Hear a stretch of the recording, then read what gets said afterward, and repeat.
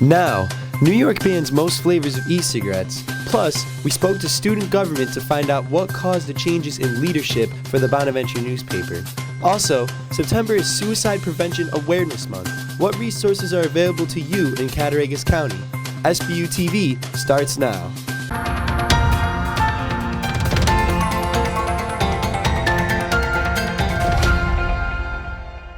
Good morning and welcome back to SBU-TV. I'm Teddy Caputo. And I'm Madeline Edwards. Hey Teddy, how are you doing this morning? I'm doing pretty good. I got the full beard and goatee coming in. It was much more full than it was last semester. I'm ready this morning. Yeah. How about you? Oh, I'm ready and raring to go. So let's get right to it. New York State health officials voted Tuesday to ban some flavored e-cigarette products. Vape shops have 2 weeks to clear their shelves before facing a $2,000 fine. This emergency ban is in place for 90 days. It comes after the CDC reported 7 deaths linked to vape-related illnesses. SBU-TV's Aaron Lanahan asked a student if he thought this ban will be effective. We have 2 jewels. One reason New York State banned most flavored vapes because of its marketing towards young people. Back in 2009, flavored cigarettes were banned because they were marketed and appealed to kids. Now with growing popularity among vapes and flavored vape juices like mango and mint, over 5 million kids and teens in America admit to smoking e-cigarettes. One of the more popular e-cigarette devices, the Juul. They market flavors such as mint, now illegal to sell. The only 2 legal flavors? Tobacco and menthol. State officials are still debating if they should make menthol legal too. Yeah. It's been 4 years since student Sean Krangle started vaping. Well, I use a Juul, so I just use the mint pods. That's really all I use. Just my friends did it. I thought it was cool at the time. Krangle is in favor of the New York State ban. I'd have to go to tobacco, and I don't really like the taste of that. So honestly, this could end up making me slow down or quit, for that matter. But he still thinks flavored vape users will find a way around the ban. I just think that people will go to Pennsylvania, grab flavored juice, come back to New York, and sell it in a mom and pop shop where the FDA might not be in there every other day, like a 7-Eleven. Aaron Lanahan, SBU-TV, New Now Next. After the 90 days are up, the ban will be voted on again to make it permanent. Are you feeling sick but can't find time to meet a doctor? St. Bonaventure University's Wellness Center is trying to close the gap between student and doctor interaction. SBU-TV's Brendan O'Leary gives you your next dose of information. A common problem for many students on college campuses is having time to see on-campus medical staff. Oftentimes, when they do have a chance, they find the doctor gone home or away on a business trip. Oscar Bernard, a student at St. Bonaventure University, shared his grievances with me. Not necessarily. Sometimes, I remember last year I went to the nurse because I had a severe headache, and she told me I had to make an appointment for the next day, but I couldn't wait, so I had to take self-medication to help myself. The Center for Student Wellness at St. Bonaventure has taken this into account and is now using telemedicine. I spoke to the new full-time physician, Dr. Marlene Woosmith, while she was at the Children's Hospital of Philadelphia.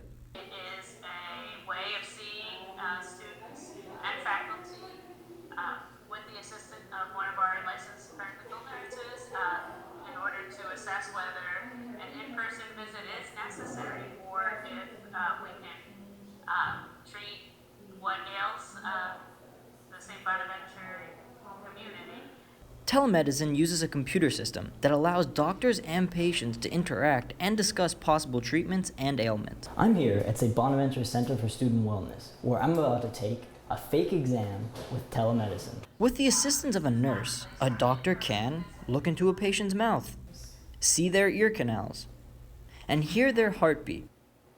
From here, doctors can decide whether patients need to come in for an in-person visit or if they can diagnose the problem, if there is any.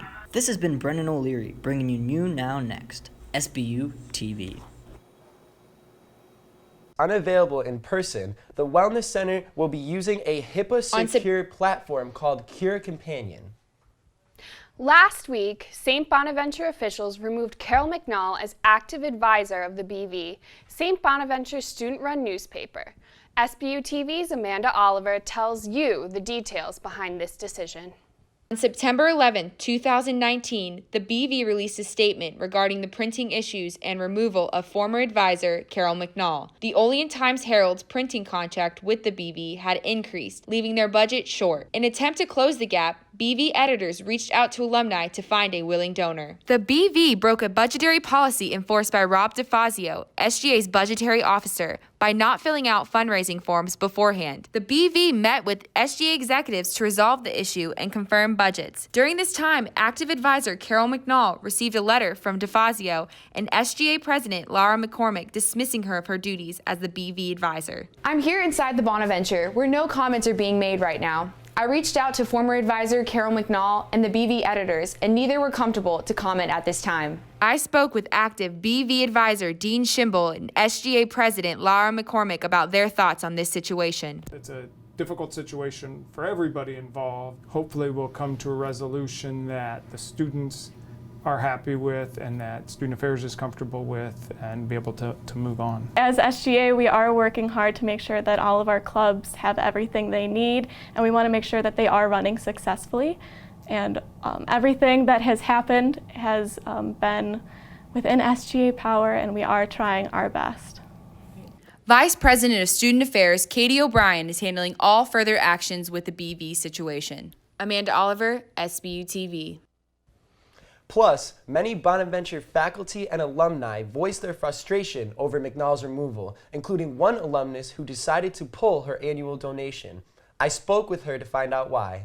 St. Bonaventure alumnus Liz Barrett has decided to withhold her annual donation to the university as a result of McNall's removal, a donation she's given to the school since 1976. I'm standing outside of the Jandoli School of Communication, where Professor McNall has dedicated almost 50 years of her life to. When removing a club advisor from their position, SGA executives must consult the SGA Senate, where the decision goes up for a majority vote. However, in this instance, executives Robert DeFazio and Laura McCormick bypassed the Senate and made the executive order to remove her. After McNall couldn't attend the budgetary meeting due to a prior commitment, DeFazio called her an absentee advisor, as stated in the BV's press release. I talked to Liz Barrett as well as other Bonaventure alum and faculty to get their reaction on the situation. If it was such a situation that required the removal of Carol McNall, why didn't the administration issue a statement? I guess I'm alarmed by their lack of transparency in this situation. Of everybody involved in this supposedly rule-breaking violation of regulations and laws, there is only one person involved who is actually a lawyer, and that's Professor McNall. I've never known a professor or educator of any sort to be so passionate to where students who are stressed out and freaking out in the middle of the night, sometimes into 2, 3 in the morning, can text a professor for help and know they'll get a response. And we always got a response from her. We have to realize that sometimes money is the only thing that speaks, whether it's a Catholic institution or any other institution. It was a slap in the face to a wonderful person who simply didn't deserve it. I'm Teddy Caputo, SBU-TV, new now next. The BV newspaper's first printed edition this semester has been printed and is being distributed around campus as we speak. Bonaventure juniors and seniors, it's that time of year again, Keg Klash. Ethan Pryor takes you behind the scenes to find out how students managed to put this event together. Well, it may be empty right now. This lawn will soon be filled with over 500 St. Bonaventure University juniors and seniors, representing the sides of East and West for this year's Keg Klash. Though it is not a university-sanctioned event, Keg Klash has become somewhat of a standing tradition among St. Bonaventure University students.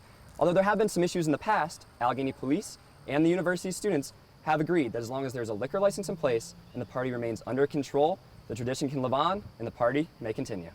There have been years in the past where Keg Klash has been out of control. Some alumni believe that this is just the way the Keg Klash is. It's always been by its competitive nature. I mean, it's Keg Klash. So whenever you get a large number of people together drinking, there's bound to be problems. The students in charge, including this year's event organizer, Mitch DePiro, said that they have put a strong emphasis on safety. Just to be safe, to keep it controlled, and we think we're going to do a good job of that. We had to hire security, had to get a liquor license, so we are hoping everything's going to be controlled. It's going to be fun. It'll be a good time. With the right precautions and the relationship with the police, the students believe that Keg Klash this year will be a hit. The police have been good with us. They've treated us well, and they said, biggest thing, do not come on the street with open containers. Do not walk on the street with cups, anything like that. Don't have the party flood out onto the street. That'll immediately be shut down if that happens. Another thing, no fights. We'll bring you the results of Keg Klash next week. We wish everyone a fun and safe weekend. Now coming up, I spoke with a student to find out how your mental health comes first. Plus, the Canadian Prime Minister accused of blackface. We'll stick around. Hey, Dad. Hey, Dad. Do we have a gun? Why do you ask that, kiddo?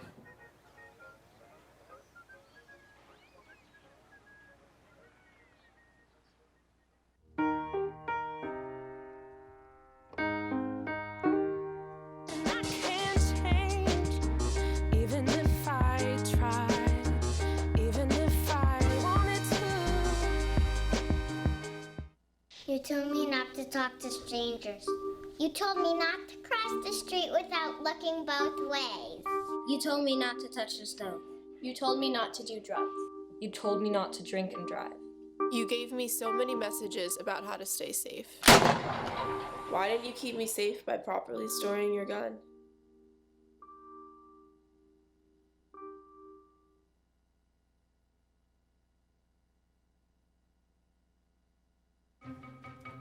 Me and my boy Matt had it good. He had catnip that was off the hook. But one day, he brings a girl home, and she's allergic to cats. Every sneeze was a nail in my coffin. Now I'm in a shelter. It's decent, but they don't even have Wi-Fi.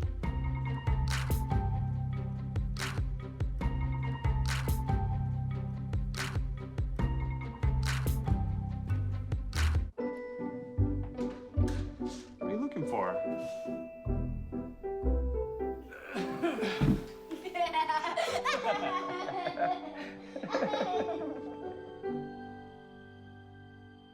Thanks for joining us. Did you know September is Suicide Prevention Awareness Month? So what can be done to spread awareness? I spoke to a student that values the importance of getting help.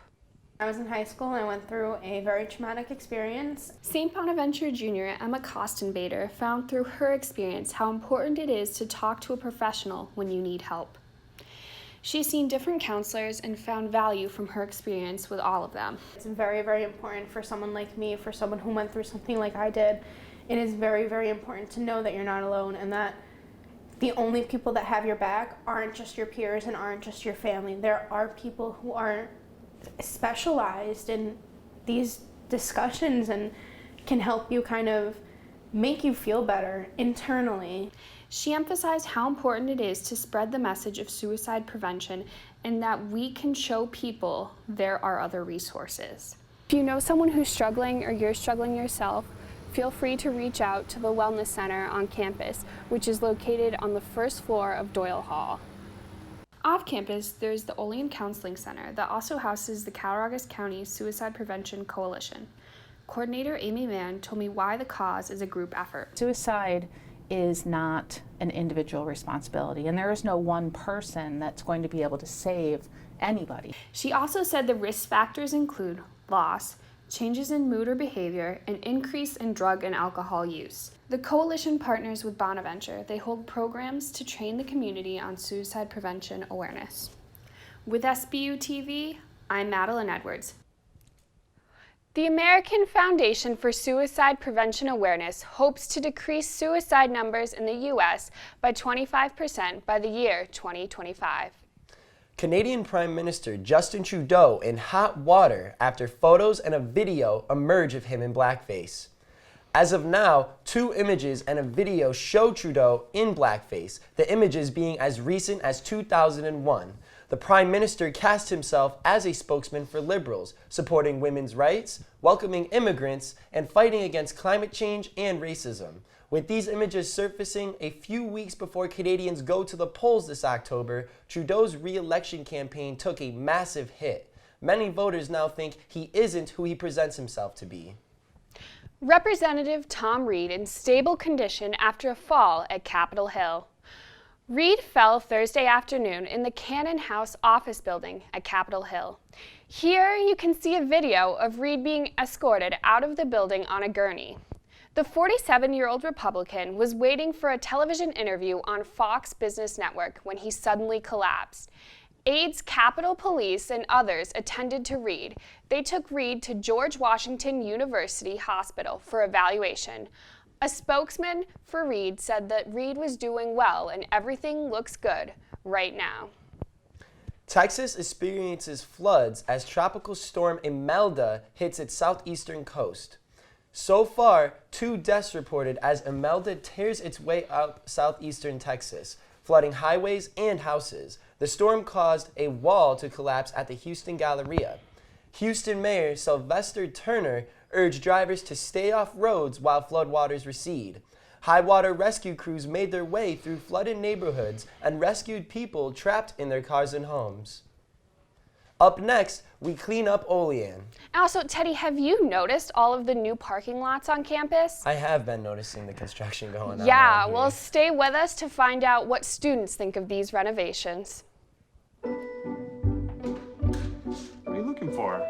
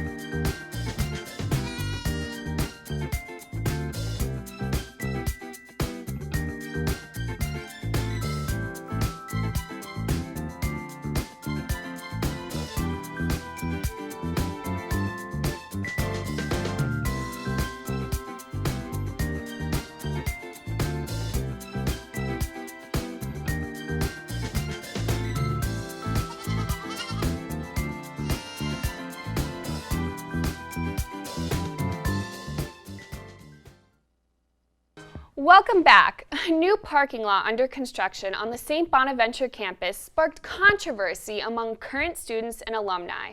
Our Tommy Valentine spoke with students about their concerns.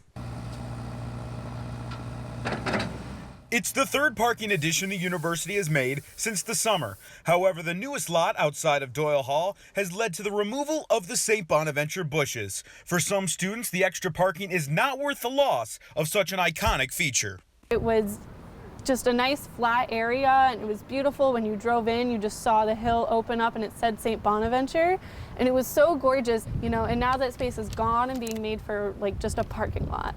But with enrollment up this semester and the need for extra parking higher than ever, it was a decision that university officials felt had to be made. We have a lot of lawn here. And so I understand, I totally recognize that's a concern, and anytime you cut into green space, there's a concern. But you have to balance the pragmatic needs of what a campus needs, what students needs, what the faculty needs, what visitors need, against that. The university is currently working on a replacement plan for the bushes. However, they cannot guarantee that the new feature, whether it be a sign or a new set of bushes, will have the same design or be in the same location as the originals.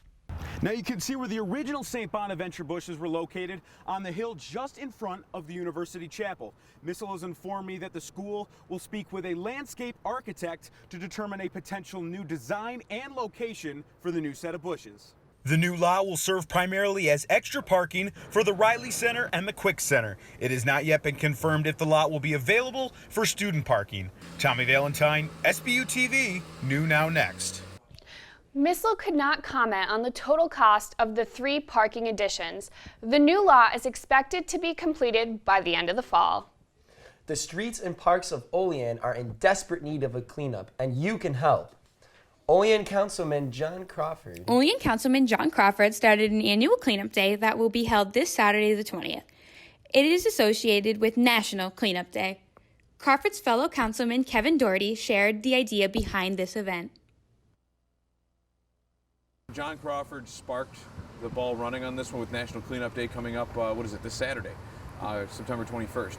So he took the ball, he brought it to the council and said, listen, I want to try to organize this giant litter cleanup. Clean up our city, make it look nice. And so my biggest, I saw it as a great idea. Just a great opportunity for people to, clean up the community. Everybody can, lend a hand and pitch in. Companies such as Union Sales and Beekner Waste Services are going to volunteer. Bags, gloves, and refreshments will be handed out. The meetup location is at War Vets Park from 9 a.m. to 1 p.m., and all are welcome. Concerned community members hope that this will bring a positive change to children's play areas. One concerned parent commented, I have noticed trash, and mainly the bees that come along with the trash are what bother me. I encourage you all to come out and take part in Cleanup Day this Saturday, and hopefully we notice a cleaner Olean. It is important for us as a community to take part and make this more than just a one-day event. Each day, you can help out by picking up just one piece of garbage. I'm Paige Perry, reporting for SBU-TV. Olean Police Department still looking for a man who stole from Country Fair gas station customers. A Facebook post from Olean PD details the man in this footage stole from different customers at 2 separate Country Fair gas stations last week. The man was driving a maroon Dodge extended cab. He's described as a balding, brown-haired white male around the ages of 55 to 60 years old. If anyone has any information on the man seen here, please call the number here, which you can also find on our Facebook page. Coming up, there's a new food truck circling around Olean. Ooh, that sounds like a lot of fun. Oh, yeah. So new. All right. Well, we also have Nicholas Gallo with a recap of the men's soccer game and a new player profile. Stay with us.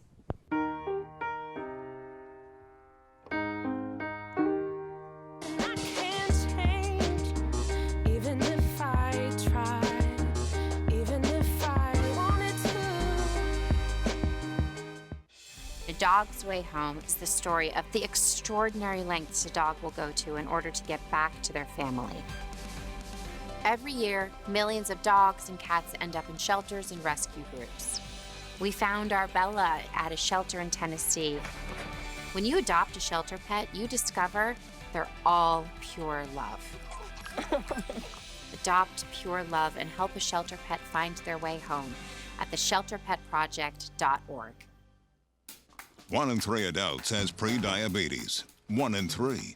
That means it could be you, your favorite brother, your other brother, you, your football buddy, your football buddy, you, the boss's boss. If 1 in 3 adults has pre-diabetes, that means it could be you, your barber, your barber's barber. Nice work. Thanks. You, your plumber, Breathe right into your foot. your plumber's masseuse. Yes. You, your dog walker, On your left. your cat jogger. Or you, your co-pilot, your co-pilot's co-pilot. While 1 in 3 adults has prediabetes, with early diagnosis, prediabetes can be reversed. Take the risk test at doihaveprediabetes.org to know where you stand. Welcome back, and thank you for joining us this morning. A New York State Senator proposed a bill this week that could change the landscape of college athletics. Last week, California passed a bill that allowed college athletes to profit off their image and likeness. And on Wednesday, New York proposed a bill of their own. Senator Parker's bill proposes that college athletic departments pay 15% of their shared annual revenue to college athletes. I talked to the Director of Athletics, Tim Kenny, right before Senator Parker's proposed bill, and he gave his thoughts about the California bill. But I believe the premise is fair, what it says in the title. If you think about what they're trying to say is that, student athletes should be able to utilize their name and likeness to go out and make some money while they're in college like anybody else can do. I talked to Kenny again about the impact the New York bill could have on St. Bonaventure. And he said, quote, financially, it would be very hard. I talked to Stadium's Jeff Goodman, and he questions how this bill can work. I'm a proponent of kids being able to make some money off their image and likeness, but I just don't know how it's going to work if they're the only state. The NCAA wrote a letter back in June suggesting that colleges and universities would have unfair recruiting advantages and could be prohibited from championship games. Kenny said that on a national scale, there have been talks amongst presidents and athletic directors about this topic, and now politics may hurt the process. I think it's getting commingled in politics a little bit, which will probably slow it down some instead of getting to the point where a lot of people want to have, which is a fair resolution. On Monday, the California bill unanimously cleared the state assembly and just needs the state governor to sign the bill into law, but it won't go into effect until 2023. Isaiah Blakely, SBU-TV, New Now Next. New York legislative sessions run from January through June, and Senator Parker said the bill should be a high priority. Now, let's send it over to Nick Gallo with sports.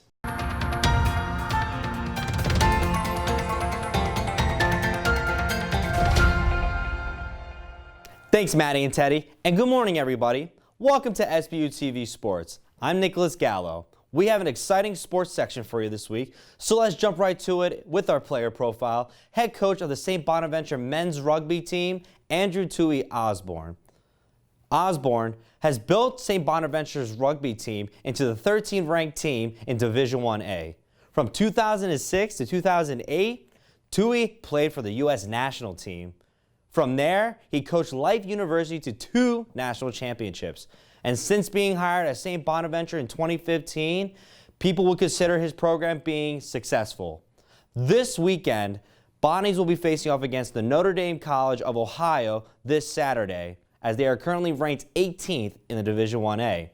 I sat down with Osborne and discussed how the team prepares to compete. Coach Tui, thank you so much for joining us here for the player profile. Thank you very much. It's a pleasure. Talk about the challenges and the things you had to do to build this program up to what it is now. I had to realize quickly that, this is a unique place where I'd had to tailor most of what I did down there to the environment here. And that was one of the biggest lessons for me as being part of this career. What are some of the challenges you face with the emotions being so high of being homecoming and that it's 2 top 20 teams going at it? So Notre Dame College, we beat them last year, so we're expecting them to come full force this year because, they're trying to turn us over. We do have home field advantage and we have a lot of great supporters here at Bonnie's. They have a really new team this year and they look well, they look pretty good, and we're looking forward to the challenge. Expectation-wise, we want to keep it in-house and make sure our expectations at training